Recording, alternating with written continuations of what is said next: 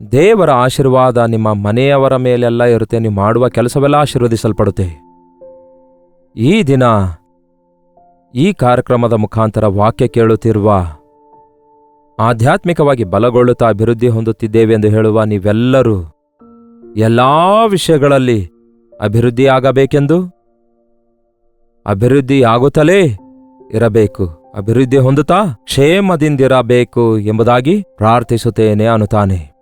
ನೀವು ನಂಬಿದರೂ ನಂಬದಿದ್ದರೂ ನನ್ನ ಪ್ರಾರ್ಥನೆ ಕೂಡ ಅದೇ ಪ್ರಿಯರೇ.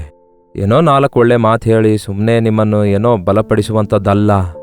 ನಿಮಗೋಸ್ಕರ ಪ್ರಾರ್ಥಿಸುವುದಕ್ಕಾಗಿ, ನಿಮ್ಮ ಲೋಪಗಳನ್ನು ತಿದ್ದುವುದಕ್ಕಾಗಿ, ನಿಮ್ಮ ನಂಬಿಕೆ ಬಲಗೊಳ್ಳುವ ಹಾಗೆ, ನೀವು ಫಲಿಸಿ ಅಭಿವೃದ್ಧಿ ಹೊಂದಿ ಆಧ್ಯಾತ್ಮಿಕವಾಗಿ ಶಕ್ತಿ ಹೊಂದುವ ಹಾಗೆ, ಪರಿಶುದ್ಧಾತ್ಮನ ಶಕ್ತಿಯನ್ನು ನೀವು ಹೊಂದುವ ಹಾಗೆ ನಿಮಗೋಸ್ಕರ ವಿಜ್ಞಾಪನೆ ಮಾಡುವುದಕ್ಕಾಗಿ ಸಿದ್ಧವಾಗಿದೆ. ಲೌಕಿಕ ಸಂಪಾದನೆಗಾಗಿಯೋ ಸಮಸ್ಯೆಗೋಸ್ಕರವೋ ಅಲ್ಲ, ಆದರೆ ಆಧ್ಯಾತ್ಮಿಕವಾಗಿ ಅಭಿವೃದ್ಧಿಯಾಗುತ್ತಿರುವ ನೀವು ಎಲ್ಲಾ ವಿಷಯಗಳಲ್ಲಿ ಕುಂದು ಕೊರತೆ ಇಲ್ಲದವರಾಗಿ ನೀವಿರಬೇಕೆಂದು ನಿಮಗೋಸ್ಕರ ಪ್ರಾರ್ಥಿಸ್ತಿದ್ದೇವೆ.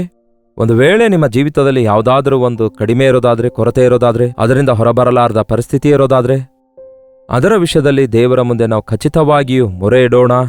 ಅದ್ಭುತವಾದ ಬಿಡುಗಡೆಯನ್ನು ಹೊಂದಿ ಸಂಪೂರ್ಣವಾದ ಆಶೀರ್ವಾದ ದೇವರು ನಮಗೆ ಅನುಗ್ರಹಿಸ್ತಾರೆ.